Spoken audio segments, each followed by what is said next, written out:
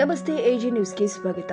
ಕೊಪ್ಪಳ ಜಿಲ್ಲೆಯ ಕುಕನೂರು ತಾಲೂಕಿನ ಎರೆಹಂಚನಾಳ ಗ್ರಾಮದಲ್ಲಿ ಶ್ರೀ ವೀರಭದ್ರೇಶ್ವರ ಜಾತ್ರಾ ಮಹೋತ್ಸವದ ನಿಮಿತ್ತವಾಗಿ ಬೆಳಿಗ್ಗೆ ಶ್ರೀ ವೀರಭದ್ರೇಶ್ವರನ ಮೂರ್ತಿಗೆ ವಿಶೇಷ ರುದ್ರಾಭಿಷೇಕ, ಪೂಜೆ, ಹೂವಿನ ಅಲಂಕಾರ ನಡೆಯಿತು. ನಂತರ ಹುನಗುಂದ, ಬಾದಾಮಿ ಹಾಗೂ ಕುಷ್ಟಗಿ ಈ ಮೂರು ತಾಲೂಕಿನ ಪುರಂತರಿಂದ ಅಗ್ನಿಕೊಂಡ ಕಾರ್ಯಕ್ರಮ ಅದ್ದೂರಿಯಾಗಿ ಜರುಗಿದೆ.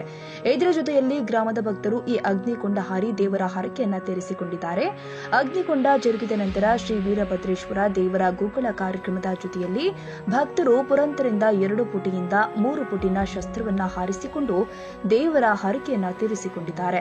ಈ ವೇಳೆ ಬಾಗಲಕೋಟೆ ಜಿಲ್ಲೆಯ ಹುನಗುಂದ, ಬಾದಾಮಿ, ಕೊಪ್ಪಳ ಜಿಲ್ಲೆಯ ಕುಷ್ಟಗಿ ಈ ಮೂರು ತಾಲೂಕಿನ ಪುರಂತರು ಸ್ಟೀಲಿನ ಕೊಡಪಾನಕ್ಕೆ ಅಕ್ಕಿ ತುಂಬಿ ಪುರಂತರ ಕೈಯಲ್ಲಿ 3 ಪುಟು ಉದ್ದ ಇರುವ ಚಾಕುವನ್ನ ಅಕ್ಕಿ ತುಂಬಿದ ಕೊಡಪಾನದಲ್ಲಿ ಚುಚ್ಚಿ ಪುರಂತರು ಈ ಕೊಡವನ್ನ ಎತ್ತಿ ಬೀಸಾಡುತ್ತಾ ಕುಣಿದಾಡುತ್ತಾ ಗ್ರಾಮದ ಭಕ್ತರಿಗೆ ಒಡಪು ಹೇಳುತ್ತಾ ಕುಡಿದಾಡಿ ಒಳ್ಳೆಯ ಮೆರುಗು ಮೂಡಿಸಿದ್ದಾರೆ. ನಂತರ ದೇವಸ್ಥಾನದ ಆವರಣದಲ್ಲಿ ಮಧ್ಯಾಹ್ನ ಪಕ್ಕದ ಹಳ್ಳಿಯಿಂದ ಬಂದ ಭಕ್ತರಿಗೆ ಅನ್ನ ಸಂತರ್ಪಣೆ ನಡೆಯಿತು.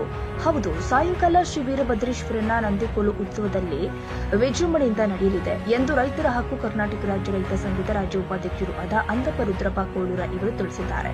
ಈ ಸಂದರ್ಭದಲ್ಲಿ ಶ್ರೀ ವೀರಭದ್ರೇಶ್ವರ ಟ್ರಸ್ಟ್ ಕಮಿಟಿ ಅಧ್ಯಕ್ಷರು, ಸರ್ವ ಸದಸ್ಯರು ಹಾಗೂ ಗ್ರಾಮದ ಸಕಲ ಸದ್ಭಕ್ತರು, ಸುತ್ತಮುತ್ತಲಿನ ಹಳ್ಳಿಯಿಂದ ಬಂದಂತಹ ಭಕ್ತಾದಿಗಳು ಇನ್ನಿತರರು ಜಾತ್ರಾ ಮಹೋತ್ಸವದಲ್ಲಿ ಪಾಲ್ಗೊಂಡಿದ್ದರು. Andappa Kolur, AG news, Koppal.